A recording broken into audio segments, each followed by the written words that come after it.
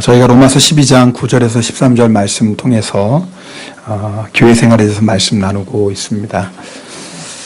지난주에는 저희가 사랑에 대한 말씀 나눴습니다. 로마서 12장 9절에서 13절 보면 대략 6가지 정도로 교회 생활에 대해서 하나님 말씀해 주십니다. 물론 이렇게 꼼꼼하게 보면 더 많겠지만, 그래서 지난주에는 사랑하자 말씀 나눴고요. 오늘 이어지는 말씀 볼 텐데요. 지난주에 제가 여러분에게 그런 부탁 드렸습니다. 이번 한 주간에 우리가 사랑하자는 말씀에 순종하자라는 그런 말씀 드렸습니다. 여러분 어때요? 지난 한 주간에 정말 그 말씀에 순종하고 사셨습니까? 네. 주의 아버지만 들립니다. 네. 그런데 주의 아버지가 들리는 건 소망이 있는 거예요. 왜냐하면 내 안에 사랑이 없다는 걸 내가 알고, 그리고 사랑 없는 내 자신 모습 때문에 탄식하고, 그리고 사랑을 구하는 자가 되었기 때문입니다. 그런 소망이 있어요. 정말 문제는 뭐냐면 이런 말씀을 들어도 사람이 어떻게 사랑하고 살아, 어떻게 용서하고 살아, 용서 못하는 사람도 있는 거지. 하나님은 그렇게 말씀하셨지만 안 되는 거는 안 되는 거지. 이런 마음을 가지고 있는 게 정말 문제입니다. 여러분, 우리가 성도 안에 교제할 때 사랑을 가지고 교제해야죠. 그런데 내 안에 사랑이 없는 모습 가지고 탄식하는 겁니다. 주님, 제가 성도들을 사랑해야 되는데 왜 저는 사랑 못할까요? 왜 저는 용서 못할까요? 주님, 이걸 어떻게 합니까? 이러는 분은 소망이 있어요. 왜냐하면 그분은 하나님 앞에 겸손하게 기도하게 되고 사랑을 구하게 되니까요. 그럼 반드시 주님은 사랑을 주십니다. 문제는 뭐냐면 사랑하지 않는데도 마음이 무겁지가 않은 거예요. 내가 용서하지 않는데도 마음에 불편함이 없는 거예요. 사실은 그게 문제인 거예요. 여러분, 오늘 사랑에 대한 부담감이 우리에게 다 있습니다. 왜냐하면 오늘 이 자리에 있는 성도님들 중에 나는 모든 사람 다 사랑합니다. 아마 그렇게 자신 있게 말할 수 있는 사람은 많지 않을 것 같아요.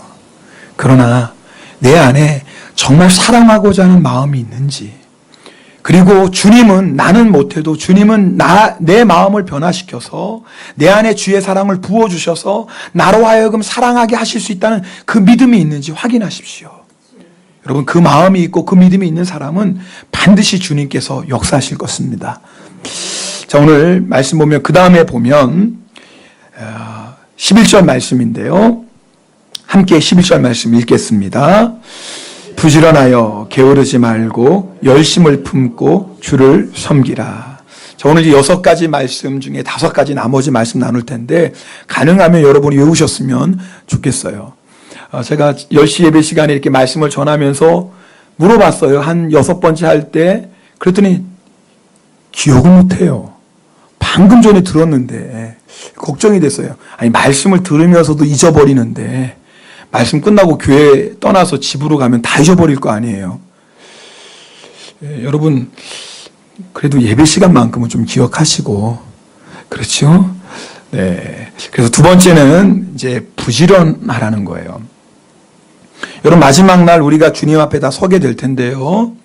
그때 주님께서 우리에게 반드시 2가지로 말씀하실 것입니다. 어떤 사람을 향해서는 착하고 충성된 종이라고 말씀하실 것이고, 어떤 사람은 악하고 게으른 종이라고 말씀하실 것입니다. 여러분, 주님을 섬길 때는요, 부지런해야 돼. 주님을 섬길 수 있습니다. 교회 생활 부지런한 사람이 잘합니다.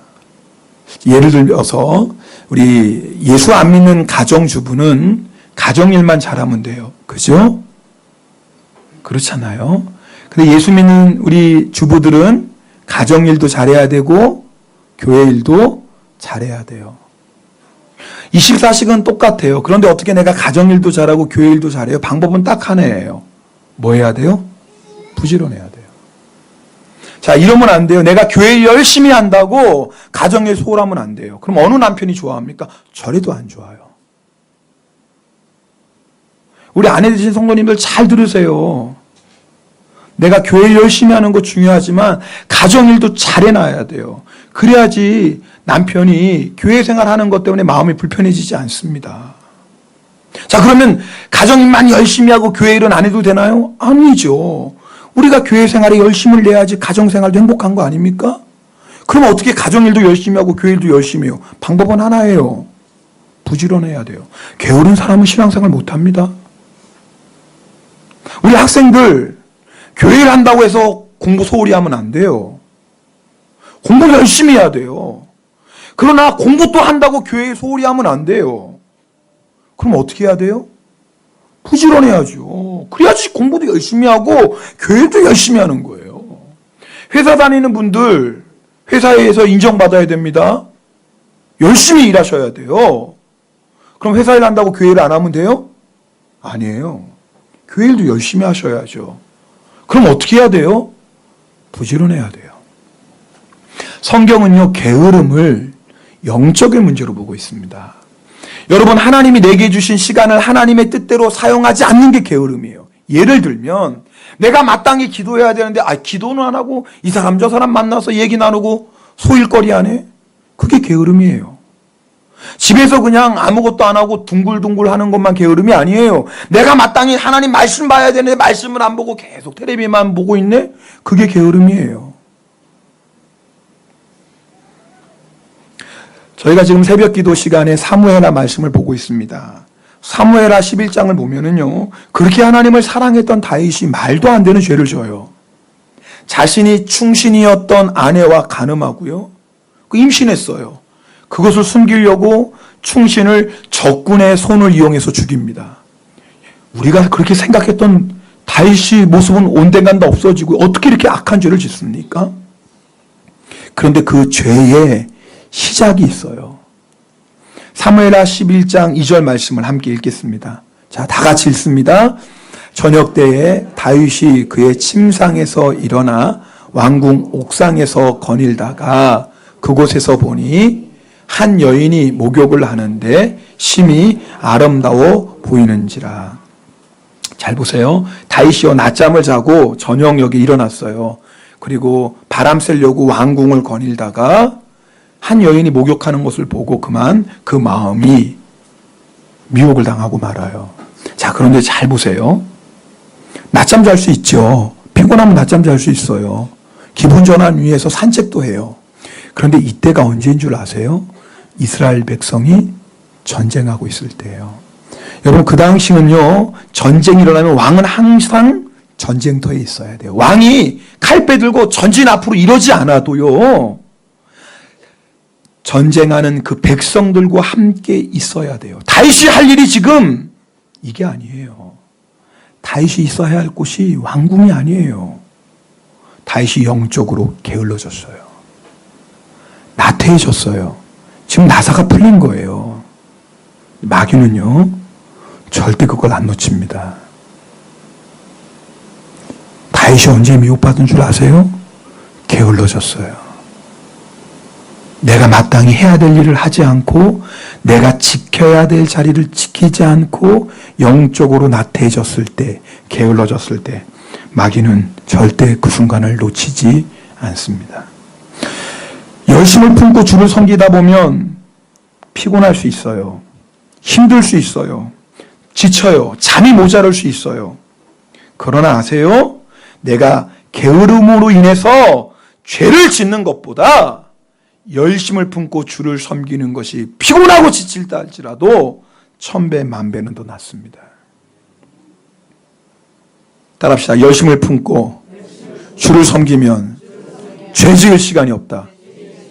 맞아요, 틀려요? 맞죠? 맞죠. 죄 지을 시간이 없는 거예요. 주의 일 하기에 열심히죠. 가정일도 열심히 해야죠. 내가 학교 생활도 열심히 하고 교회 일도 열심히 하고 직장 생활도 열심히 하고 교회 일도 열심히 하고 정신이 없어요. 정신이 없어요. 죄 질 시간이 어디 있어요? 여러분, 오늘 이 말씀을 잘 들으셔야 돼요. 내가 바빠서 힘들어서 교회 생활 소홀히 하는 거 아닙니다. 영적인 문제인 거예요. 그 다음에 12절 말씀 함께 읽겠습니다. 오늘 본문 12절입니다. 같이 읽겠습니다. 소망 중에 즐거워하며 환난 중에 참으며 기도에 항상 힘쓰며. 자, 여기 세 가지가 함께 나와요. 소망 중에 즐거워하는 겁니다. 여러분, 교회 생활 즐겁습니까? 그래도 아멘 하시는 분이 있어서 다행이에요. 전 이렇게 물었는데 한 분도 아멘 안 하시면 어떡할까 그랬어요. 또 아멘 했다고 그게 진짜인지 아닌지 그건 잘 모르겠지만, 여러분, 교회 생활이 즐거워야죠. 내가 예수 믿고 구원받았는데, 믿음의 가족들과 함께 신앙생활 하는데, 내가 예수님의 몸을 섬기는데 즐거운 게 맞잖아요. 근데 우리 주변을 둘러보면 즐거움 없이 교회 생활하는 사람들이 있는 것을 보게 됩니다. 지금은 한국으로 돌아가셨는데 어떤 분이 저에게 그런 말씀하신 적이 있어요. 목사님, 아무개 성도님 보면 저는 조심하게 돼요. 그분 얼굴을 보면 어디 한번 나를 건드려 봐라. 누구라도 걸리면 끝장이야. 이런 느낌을 받아서 될 수 있으면 가까이 안 하려고 해요. 물론 이렇게 느끼시는 분이 문제가 없는 건 아니겠지만, 사실이야 어찌되었건 그런 오해를 불러일으키는 얼굴과 언행으로 교회 생활하는 것은 안타까운 일입니다. 왜 그럴까요? 마음의 기쁨이 없기 때문에 그렇습니다. 옆에 사람 얼굴 한번 슬쩍 보시기 바랍니다. 말은 하지 마세요. 한번 보세요. 왜 안 보세요? 네, 한번 보세요. 제가 보라는 건 주무시는 분이 있어서 보라는 거예요. 얼굴 이뻐서 보라는 게 아니라. 네. 아직 잘 시간 안 됐어요. 네.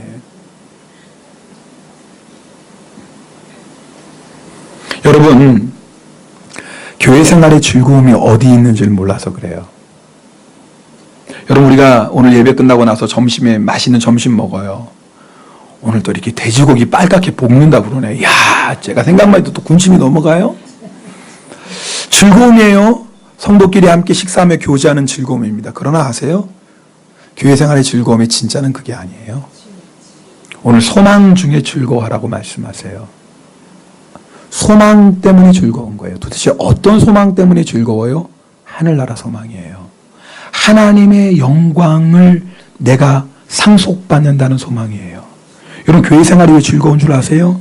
내가 하나님의 교회를 섬김으로 말미암아 영원한 하늘나라를 준비하는 거예요. 여러분 아십니까? 내가 하나님의 교회를 섬기고 내가 성도들을 섬기는 그 일을 통해서 나중에 주님 앞에 섰을 때 하나님의 영광을 상속받는 자가 돼요. 이렇게 복된 일이 어디 있어요? 너무너무 기쁜 거예요. 내가 하나님의 교회를 위해서 봉사하고 헌신하고 섬기는 그 일을 통해서 영원한 하늘나라를 내가 지금 준비하는 중에 있어요. 그 소망 때문에 우리는 즐거운 마음으로, 기쁜 마음으로 신앙생활을 하는 것입니다. 오늘 찬양팀이 은혜롭게 인도했어요. 어떤 소망 가지는 거예요? 내가 이렇게 주님 앞에 열심히 찬양했을 때 하나님이 영광 받으시겠지. 내가 주님 앞에 섰을 때 하나님이 어떤 영광으로 나에게 상 주실까. 그런 소망이 있는 사람은 여러분들이 뜨겁게 박수하든 안 하든 그거 상관없어요. 너무 기쁜 거예요. 왜요? 내가 지금 하나님을 예배하고 있고 하나님이 이것을 통해서 나에게 놀라운 영광을 주실 것이니까. 할렐루야. 그것이 성도의 기쁨인 거예요. 이 기쁨 가진 성도는요, 교회 생활 시험이 들 게 없어요. 여러분, 뭐 때문에 교회 생활을 하십니까? 이 소망이 있는 거예요. 여러분 가운데 내가 교회 생활하는데 즐거움도 없고 기쁨도 없다 그러면 다른 데에 문제가 있는 게 아니에요. 지금 내가 마땅히 품어야 될 소망을 품지 않고 있어요. 그러면 의무적으로 마지못해 교회 생활하는 거예요. 너무나 안타까운 일 아니겠습니까? 여러분, 이 소망 때문에 즐겁고 기쁜 교회 생활 되기를 축복합니다. 그 다음은 환난 중에 참으라는 거예요. 여러분이 환난 중에 참으라는 말씀과 소망 중에 즐거워라는 말씀은 연결되는 말씀이에요. 로마서 5장 3절 4절 말씀 함께 읽겠습니다. 로마서 5장 3절 4절입니다. 다만 이뿐 아니라 우리가 환난 중에도 즐거워하나니 이는 환난은 인내를, 인내는 연단을, 연단은 소망을 이루는 줄 알미니라. 여러분, 우리가 그 소망을 바라보고 달려갈 때 여러 가지 환난들을 만납니다. 여러분, 교회 생활하다 보면 환난이 있어요. 특별히 여기서 말하는 환난은요, 내가 예수 믿고 교회 생활을 할 때에 외부적으로 당하는 환난입니다. 우리는 잘 이해 못할지도 모르겠지만 초대교회 성도들에게 있어서는 피부에 와닿는 말씀이에요. 왜요? 초대교회 성도들은 예수 믿는 것 때문에 환난을 당했기 때문에 그렇습니다. 예수 믿는 것 때문에 직장에서 쫓겨나고, 예수 믿는 것 때문에 재산을 빼앗기고, 예수 믿는 것 때문에 옥에 갇히고, 심지어는 예수 믿는 것 때문에 죽임을 당했어요. 그들에게 환난이라는 것은 신앙생활에 반드시 각오해야 될 것이었어요. 초대교회 성도들은 예수 믿는데 생명을 걸었습니다. 그래서 환난을 이긴 거예요. 근데 아십니까? 예수의 생명 거는 사람은 교회 생활에도 생명을 겁니다. 왜요? 교회는 예수님의 몸이기 때문에 그래요. 그리고 우리는 그 몸의 지체입니다. 초대교회 성도들은 극심한 환난 속에서도 예수를 포기하지 않았어요. 마찬가지로 극심한 환난 속에서 교회 생활을 포기하지 않았어요. 그래서 마음껏 예배하고 마음껏 고지하기 위해서 사람들이 꺼리는 장소, 사람들이 오지 않는 곳에서 모여 예배를 드렸습니다. 그것이 바로 로마의 지하 공동묘지 카타콤이에요. 터키 가파도기아에 가보면, 그때는 로마의 식민지였죠. 엄청난 규모의 카타콤이 있다고 합니다. 얼마나 깊은지 끝까지 내려가다 보면 길을 잃어버려서 법적으로 지하 7층까지만 가게 한대요. 여러분, 지하 7층 대단한 거 아닙니까?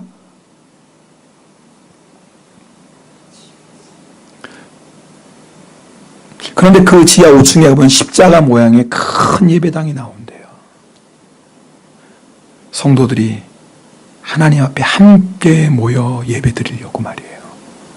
우리 생각은 이해 안 될 수도 있어요. 혼자서 집에서 조용히 예배 드리면 잡힐 일이 없어요. 그죠? 여러분, 그 당시에 성도들을 잡는 방법은 간단해요. 주일날 살펴보는 거예요. 어느 집이 어디 나가나. 어려운 게 아니에요. 왜요? 예수 믿는 사람은 꼭 주일날 함께 모여 예배드리니까. 여러분, 이게 교회예요. 교회는 건물이 아니라 예수님을 주님으로 고백하는 사람들의 모임이 교회예요. 초가 삼간에서 성도들이 함께 모이는 그곳이 어디예요? 교회예요. 비록 아무 건물이 없어도 광야에서라도 함께 모여 예배드리면 그것이 어디예요? 교회인 거예요. 그래서 뒤를 미행해야 하는 거예요. 왜요? 예수 믿는 자들은 꼭 주일날 모여서 예배드리니까. 그럼 우리 생각에는 그렇게 밖에가 심할 때는 집에서 혼자 예배드리면 되잖아요. 그런데 왜 생명까지 걸고 함께 모여 예배드립니까? 여러분, 내가 예수 그리스도를 믿고 주님을 따라간다는 것은 주님의 몸된 교회를 사랑하고 주님의 몸된 교회를 지키는 것입니다. 지금까지 2000년 동안에 어떻게 우리가 복음을 들었습니까? 우리의 믿음의 선배들이 생명을 걸고 주의 교회를 지켰기 때문에 지금까지 주님의 복음이 전파되어 오는 거예요. 지금 북한이 어느 때보다도 종교적인 탄압이 아주 심합니다. 아마 여러분들 뉴스를 통해서 보신 분들이 있을지 몰라요. 요즘 아주 더 극성입니다. 이상해요. 아니, 북한에 있는 성도도 그렇게 생명 걸고 예수 믿을 필요가 어디 있어요? 집에서 혼자 조용히 예수 믿으면 되지. 몰래 온 성경책 보면서 말씀 읽고 그러면 되죠. 왜 굳이 함께 지하교회에 모여 예배드립니까? 네, 내가 예수님을 믿고 예수님께 생명을 거는 것은 교회 생활에도 생명을 거는 것이에요. 여러분, 교회 없이 우리의 신앙이 얼마나 유지될 것 같아요? 여러분, 우리는 교회의 지체예요. 몸에서 떨어져 나간 지체가 죽는 것처럼 교회를 떠나는 성도는 결국 그 믿음이 죽고 말아요. 그래서 예수님께서 교회 세우신 거예요. 예수님의 피로. 왜요? 교회를 통해서 우리가 주님 안에 거하고, 교회를 통해서 우리 믿음이 자라나고, 교회를 통해 주의 복음이 전파되기 때문입니다. 그런데 우리가 그렇게 교회 생활 하려면 환난도 이겨야 돼요. 어떤 분들 내가 직장 생활 때문에 교회 생활 제대로 못합니다. 속지 마세요. 그걸 이겨나가면서 예수 믿는 거예요. 만약에 우리가 직장 생활 때문에 저 교회 못합니다 그러면 교회는 이미 사라졌을 거예요. 지구 인류 역사상. 여러분, 기억하셔야 돼요. 환난을 이겨나가며 교회 생활하는 겁니다. 그럴 때에 우리가 그 교회 안에서 하나님의 살아계신 역사함을 체험하고, 그리고 수많은 영혼들에게 복음을 전할 수 있는 것입니다. 그 다음 말씀 우리 함께 보면, 기도에 항상 힘쓰라는 것입니다. 계속 기도하라는 거예요. 저를 보세요. 교회 생활 잘하는 비결 제가 하나 알려드릴게요. 그 뭐냐면 기도 열심히 하는 겁니다. 따라합시다. 교회 생활 잘하는 비결은 기도 생활에 승리하는 것이다. 성경은 우리의 신앙생활을 영적 전쟁이라고 합니다. 에베소서 6장을 보면 사도 바울이 하나님의 전신갑주로 무장하라고 말씀합니다. 진리 허리띠 띠고 의의 흉배를 붙이고 그 다음에 뭐예요? 복음의 평안의 신발 신고 그 다음에 뭐예요? 한 손에는 믿음의 방패 들고 머리에는 구원의 투구 쓰고 한 손에 뭐예요? 성령의 검, 말씀의 검 딱 들고 말이에요. 6가지 다 못 외우셔도 괜찮아요. 근데 그 다음 말씀은 여러분이 기억하셔야 돼요. 그러면서 사도 바울이 하나님의 전신갑주로 무장하라고 하면서 뭐라고 말씀하시냐면 에베소서 말씀 6장 18절 말씀을 함께 읽어보겠습니다. 에베소서 6장 18절입니다. 모든 기도와 간구를 하되 항상 성령 안에서 기도하고 이를 위하여 깨어 구하기를 항상 힘쓰며 여러 성도를 위하여 구하라. 여러분 성경은요 기도하는 것을 깨어있다라는 거예요. 저를 한번 보세요. 자, 영적으로 무장했어요. 내가 진리 허리띠 띠고 의의 흉배 딱 붙이고 말이에요. 그 다음에 신발도 복음의 신발 신고 믿음의 방패 큰 거 하나 딱 들고 구원의 투구 멋지게 쓰고 성령의 말씀을 그냥 시퍼런 거 딱 들고 자네? 코 골면서 자네. 그것도? 그럼 영적 전쟁에서 이길까요? 지죠. 여러분 무장을 아무리 잘해도요 잠들면 전쟁에서 이길 방법이 없습니다. 사도 바울이 기도는 영적으로 깨어있는 거라고 그랬어요. 여러분 깨어있지 않으면 영적 전쟁에서 패하고 맙니다. 여러분 마귀는요 우리들을 하여금 집중 공격하는 게 있어요. 그게 뭐냐면 교회 생활에 실패하게 하는 거예요. 교회를 떠나가게 하는 거예요. 마귀가 우리에게 너 예수 믿지 마 그렇게 유혹하지 않습니다. 너 교회에 방학에 들어가. 너 시험에 들었잖아. 너 그 사람 꼴 보기 싫잖아. 아, 너 지금 예배 드려도 은혜도 없잖아. 교회 가도 속상한 일만 생기잖아. 너 잠시 방학에 들어가. 오늘도 방학에 들어가셔서 안 오시는 분이 있을지도 모르겠어요. 마귀는 절대 우리에게 예수 믿지 말라는 말 안 합니다. 근데 아십니까? 그 방학이 때로는요 예수를 떠나는 시작이 된다는 거예요. 물론 방학 끝내고 다시 열심히 신앙생활 하시는 분도 있어요. 없다는 게 절대 아니에요. 그러나 어떤 분들은 그 방학 때문에 믿음까지 포기하게 됩니다. 왠 줄 아세요? 교회는 예수님의 몸이거든요. 몸을 떠난 지체가 죽는 것처럼 교회를 떠난 성도는 죽게 됩니다. 교회를 옮길 수 있겠죠. 근데 여러분 어떤 문제가 생긴 줄 아세요? 자꾸 옮겨 다니면 믿음의 뿌리가 점점 약해지는 거 아시죠?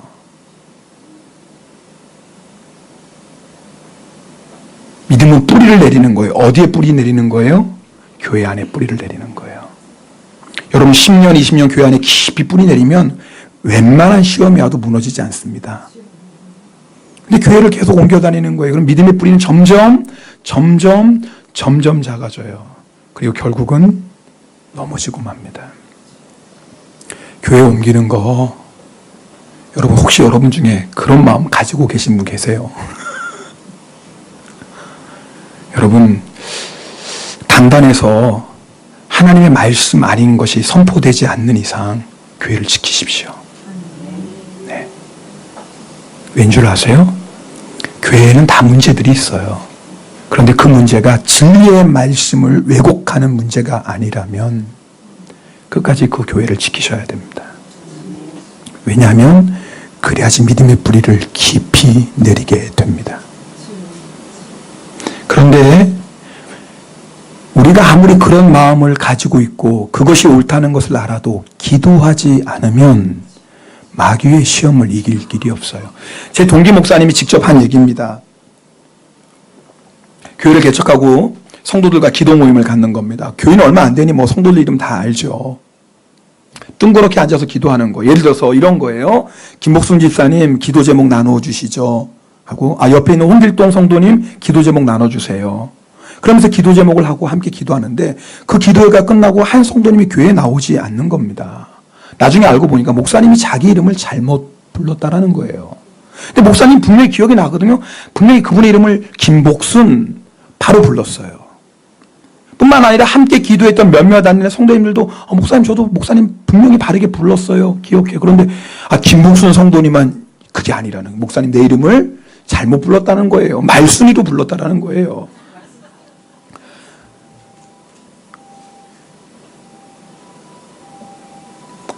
그러면서 목사님한테 깨달았다라는 거예요.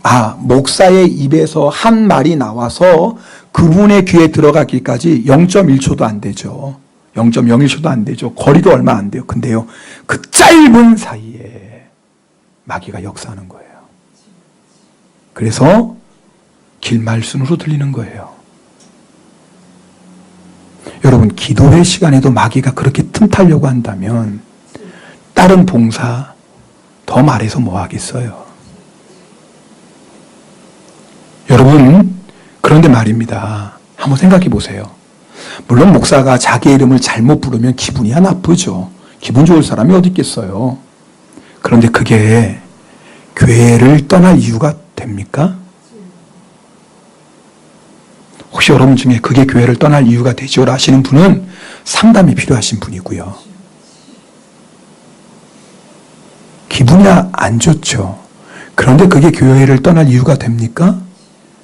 대답을 안 하시네. 정말 그런가 보네. 대답을 안 하시는 거 보니까 심각하네요. 저 이름도 못 부르겠어요, 이제. 갑자기 이걸 식은땀이 날려네. 아니, 이름 부르면은 교회 떠날 이유가 되나요?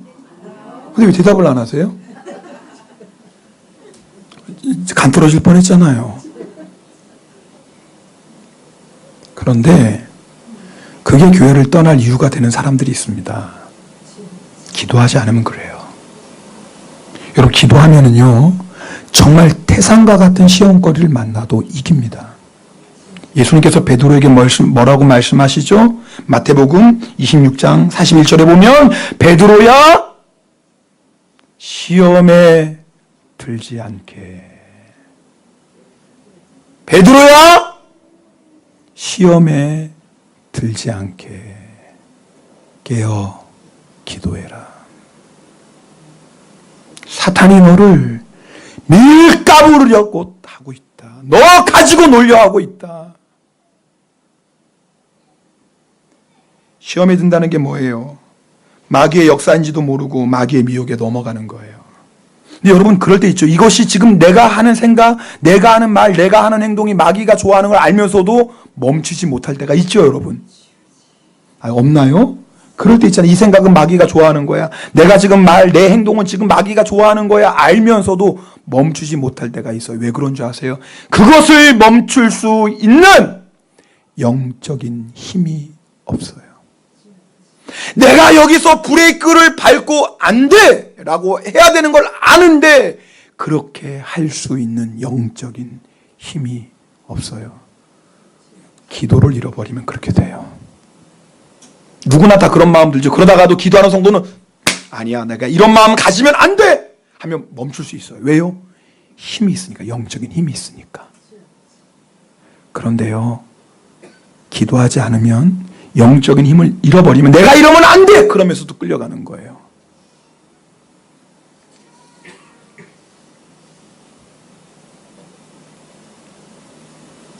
저는요, 제일 무서운 성도가 있어요. 누구냐면 기도 안 하는 성도가 무서워요. 기도 안 하는 성도 앞에 서면 왜 그렇게 가슴이 콩통콩땅 뛰는지. 내가 행여나 말 한마디 잘못하면 저분이 또 그럴 텐데. 여러분, 잘 들으세요. 기도 생활이 신앙의 승리의 열쇠입니다. 13절 말씀입니다. 13절 말씀 읽겠습니다. 마지막인데요. 같이 읽습니다. 성도들의 쓸 것을 공급하며 손 대접하기를 힘쓰라. 한마디로 물질을 나누라는 거예요. 여러분, 저를 좀 봐주시겠습니까? 오늘 6가지로 지금 말씀해요. 첫 번째는 서로 사랑하라는 거예요. 두 번째는 뭐예요? 자, 물어봅니다. 저 보세요. 두 번째는 뭐예요? 벌써 잊어버리시면 어떡해요? 지금 잃어버리면 이제 교회 나가면 심각하네. 이거 어떡하지? 두 번째는 뭐예요?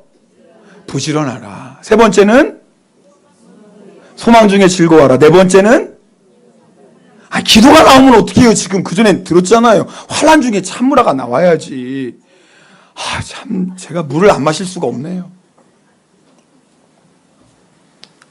괜찮아요. 다 잊어버려도 사랑하라는 거 하나만 기억하시면 돼요. 다 잊어버리셔도 돼요. 사랑하는 거 하나만. 하기가 내 이름도 가끔씩 헷갈리는데 여러분 어떡하겠습니까? 그런데 잘 보세요. 처음에 성경이 사랑을 얘기합니다. 그 다음에 부지런하라고 얘기하고요. 그 다음에 소망 중에 즐거워하라고 하고 말씀하고, 그 다음에 환난 중에 참으라고 하고요. 그 다음에 기도에 힘쓰라고 그래요. 그런데 잘 보세요. 내가 정말 하나님의 말씀대로 이대로 신앙생활, 교회생활하면 반드시 나타나는 열매가 있습니다. 마지막에. 그게 뭐냐면 나눠주는 거예요. 내가 정말 주의 말씀대로 사랑하고, 그 다음에 내가 부지런히, 그리고 소망 중에 즐거워하고, 환난 가운데 참고, 기도에 힘쓰는 사람은 반드시 나타나게 되는 열매가 있습니다. 나의 것을 나누는 겁니다. 내가 아무리 입술로는 하나님 사랑하고 내가 아무리 열심히 신앙생활하는 것 같아도 마지막에 이 열매를 맺지 않는 사람은 사실은 어딘가 지금 막혀있는 거예요. 요한 1서 3장 17절 18절 말씀 함께 읽겠습니다. 같이 읽습니다. 누가 이 세상에 재물을 가지고 형제의 궁핍함을 보고도 도와줄 마음을 닫으면 하나님의 사랑이 어찌 그 속에 거하겠느냐. 자녀들아, 우리가 말과 혀로만 사랑하지 말고 행함과 진실함으로 하자. 여러분, 하나님이 우리를 사랑하신 거 어떻게 알아요? 물론 말씀하셨죠. 성경에 끊임없이 내가 너를 사랑한다, 내가 너를 사랑한다, 내가 너를 절대 버리지 않고 떠나지 않겠다 수없이 말씀하시니까 알죠. 그러나 우리가 하나님의 사랑을 알 수 있는 이유는 딱 하나예요. 뭐예요? 어떻게 알아요? 어떻게 합니까? 십자가 때문에 알잖아요. 십자가 때문에. 로마서 5장 8절, 우리가 아직 죄인되었을 때 그리스도께서 우리를 위하여 죽으심으로 하나님께서 우리에 대한 자기의 사랑을 뭐했다? 확증하셨다, 증명하셨다라는 거예요. 하나님이 내가 너를 사랑한다, 내가 너를 사랑한다. 하나님, 우리가 하나님의 사랑을 어떻게 알죠? 내가 너희를 얼마나 사랑하는지 나의 독생자까지 너희를 위해서 주었다. 우리를 위해서 독생자 예수 그리스도를 보내주신 하나님의 그 앞에 우리는 하나님이 우리를 이렇게 사랑하는구나 알게 되는 거예요. 예수님이 우리를 사랑하는 걸 어떻게 알아요? 예수님이 성경에 수없이 우리를 사랑한다고 말씀하시죠. 그것까지도 알죠. 그러나 결정적으로 예수님의 사랑을 우리는 부인할 수 없어요. 왜요? 십자가 때문이에요. 사랑에는요, 구체적인 행동이 따라요. 열매가 따라요. 성경은 그것이 내가 가지고 있는 물질을 나누어 주는 것이라고 말씀합니다. 지갑이 회개해야 진짜 회개하는 것이라는 유명한 말이 있어요. 마틴 루터가 있는지 존 웨슬리 선생님이 두 분 중에 한 분이 그런 말씀했어요. 따라합시다. 지갑이 회개해야 진짜로 회개한 것이다. 여러분 무슨 말씀인지 아시죠? 여러분 은혜 받았는지 안 받아보니 정확히 압니다. 네, 뭐 보면 알아요? 지갑이 열리는 거. 그 사람이 정말 술에 완전히 취했는지 안 취했는지 정확히 압니다. 지갑 여는 거 보면 알아요. 우리 남자분들 술 진짜 취하면 뭐예요? 지갑 열고 막 내주죠. 제가 좀 여담이지만 우리 지금이야 정권사님 권사님 상관없고 우리 정권사님이 제일 처음 우리 교회 오셨을 때 이제 술에 취해서 새벽에 오셨어요. 네. 근데 우리 권사님이 완전히 취하시진 않았어요. 제가 그걸 알아요. 왜냐하면 그때 우리 주영이가 주은이만 있었죠. 주은이가 이제 돌 같이 났을 때인데, 얼마 안 돼요. 지갑을 여시더라고요, 정권사님이. 딱 열더니, 너 과자 사먹으면서 주다가, 아니다, 내가 돌아갈 차비도 있어야 되니까. 그리고 1,000원을 딱 하더라고. 그래서, 저분이 들 취했구나. 완전히 취한 사람은 계산이 안 됩니다. 지금 내가 집에 돌아갈 차비 그런 거 계산 안 돼요. 완전히 취한 사람은 그냥 다 줘요. 맞지요? 내가 하나님 앞에 진짜 은혜 받은 사람은 뭘로 아는 줄 아세요? 아까운 게 없어요. 하나님 앞에 계산이 안 돼요. 여러분의 지갑을 확인해 보면 여러분의 신앙 상태 정확히 압니다.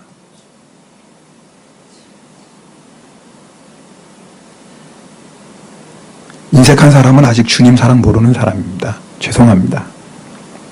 하나님 앞에 드리는데 인색하고 형제자매에 나누는데 인색한 사람은 아직도 십자가 사랑 모르는 사람입니다. 아니, 경험했을지 몰라도 지금은 식어져 있는 것이 분명합니다. 왠지 아세요? 돈은 거짓말을 못해요. 돈은요. 세상 사람들은 돈을 중요하게 생각합니다. 왜요? 얼마 가지고 있는지를 가지고 평가합니다. 그 사람 100억 있대요. 그 사람 돈 하나도 없대. 사람은요, 돈을 가지고 평가합니다. 근데 여러분 아세요? 하나님도 돈을 가지고 우리를 평가하는 거. 근데 평가 방법이 달라요.